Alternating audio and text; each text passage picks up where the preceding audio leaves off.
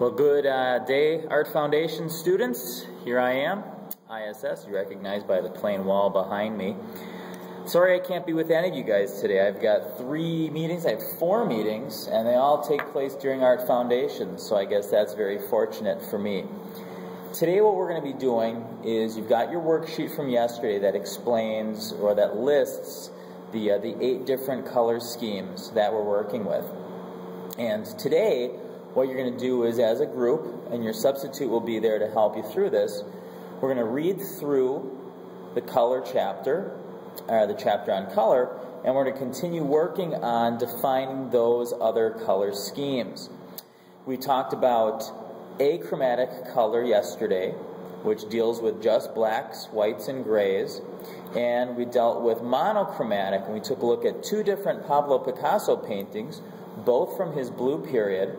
And today's example will be from his rose period, so you can see the difference between being depressed and sad and having overcome the sadness and revisiting his colors with the rose period.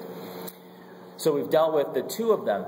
The next color scheme that you're going to be dealing with is called complementary, and I believe you're going to have to back up a few pages in the previous section to deal with that. Complementary colors, remember, are what we use to make neutral gray. And so we've got 6 different examples of that. We also have split complementary, and this is the one that really throws people because it's not just the 2 colors across from each other. It's one color and the 2 colors next to that one's complement. So an example would be red.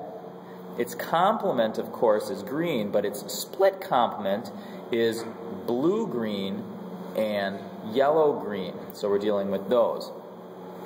We've also got, so we got complementary, split complementary. I believe next on the list would be analogous colors. And analogous colors are colors that sit side by side on a color wheel, and they share a common hue.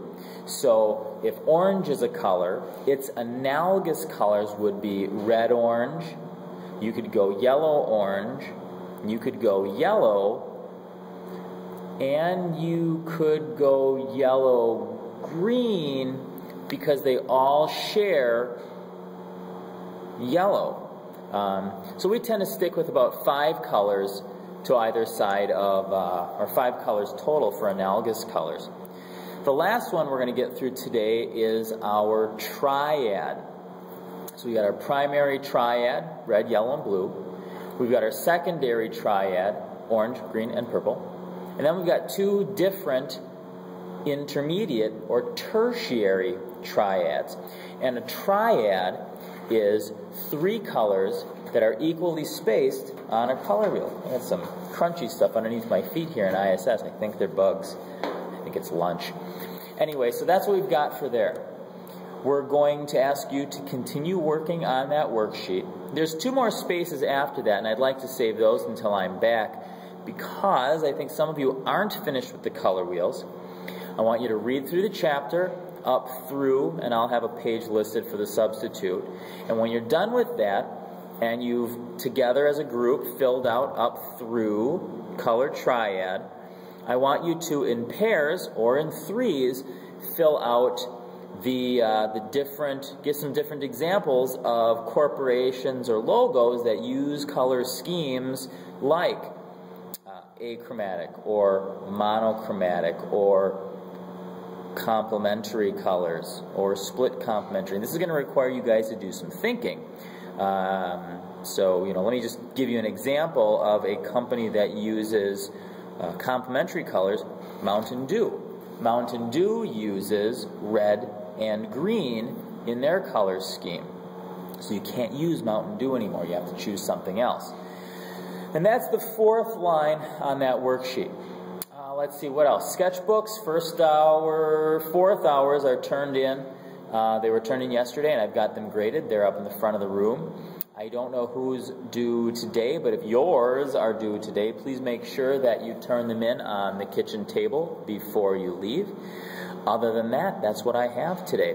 So you've got those 4 different color schemes to deal with: complementary, split complementary, analogous, and what was the last one? That's right, triad. You've got your color wheels to finish, and you've got sketch 10, which I believe is draw your favorite chair. So we've got all that going on. Oh wait, no, Friday. Well, anyways, whatever this week's sketch was, draw your favorite chair. I feel like I've done that before. I'm working currently on your cityscape compositions. I'm grading them as we speak, so we're going to get those out to you by the end of this week.